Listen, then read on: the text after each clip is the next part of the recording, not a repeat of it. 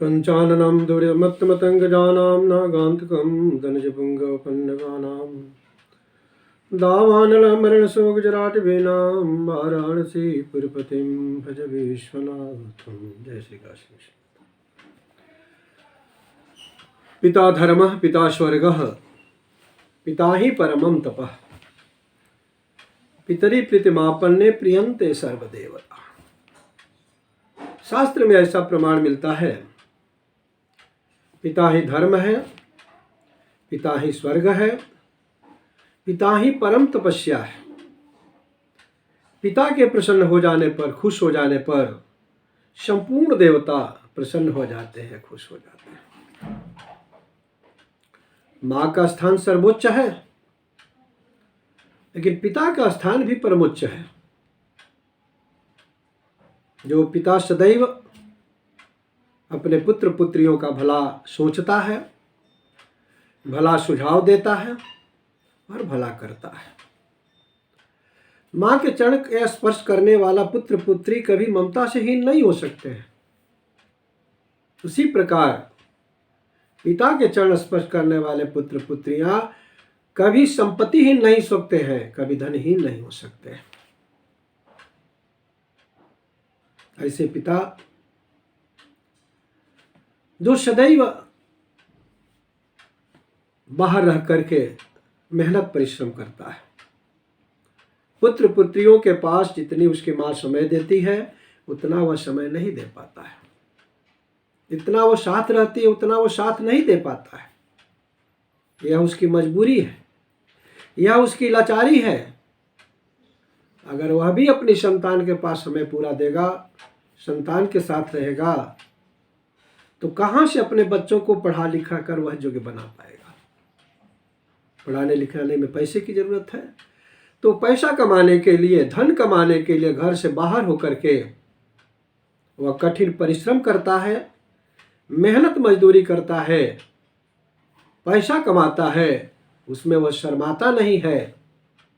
इसलिए संसार में देखा जाता है कोई रिक्शा चलाकर मजदूरी कर रहा है, कोई मजदूर बनकर के मकान पर, जमीनों, खेतों पर काम करता है, कोई नौकर का काम करके दिन भर मेहनत करके पैसा कमाता है और अपने बच्चे बच्चियों को IAS और PCS बनाता है। शर्माता नहीं है पिता, लेकिन वह अपने संतान से बेहद प्रेम करता है, लेकिन उस प्रेम को जताता नहीं है।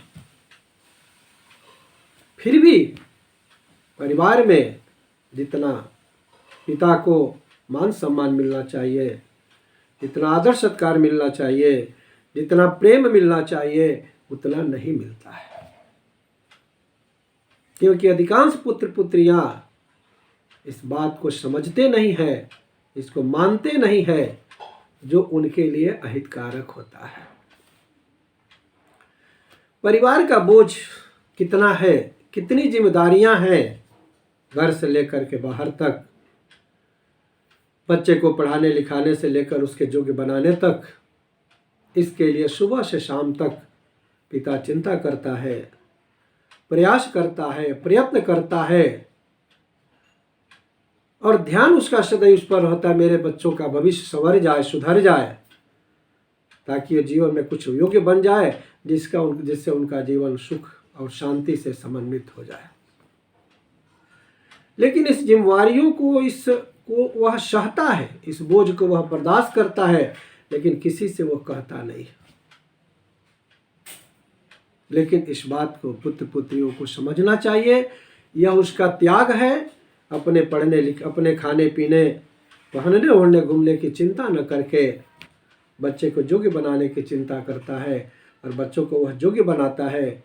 इस त्याग को पुत्र पुत्रियों को समझना चाहिए और उसके प्रति आदर सत्कार और प्रेम की भावना रखनी चाहिए। ऐसा करने से उनका जीवन सुखी होगा, स्वस्थ होगा, शांत होगा, समुन्नत होगा। इसलिए पिता का चरण स्पर्श, अगर वह उपस्थित हैं वहाँ चरण स्पर्श सुबह सुबह करिए, अन्यथा आप मैसेज करके, व्हाट्सएप पर वीडियो कर करके भी जरूर सुबह सुबह पिता का चरण स्पर्श कर लीजिए, तो आपका जीवन सफल होगा, आपका जीवन सुखी होगा, आपका जीवन शांति से, समृद्धि से समन्वित होगा। रही बात समस्या की, आपके जीवन में जिस किसी प्रकार की समस्याएं हों, उनका समाधान आप शास्त्र सम्मत सुनिश्चित प्राप्त कर सकते हैं।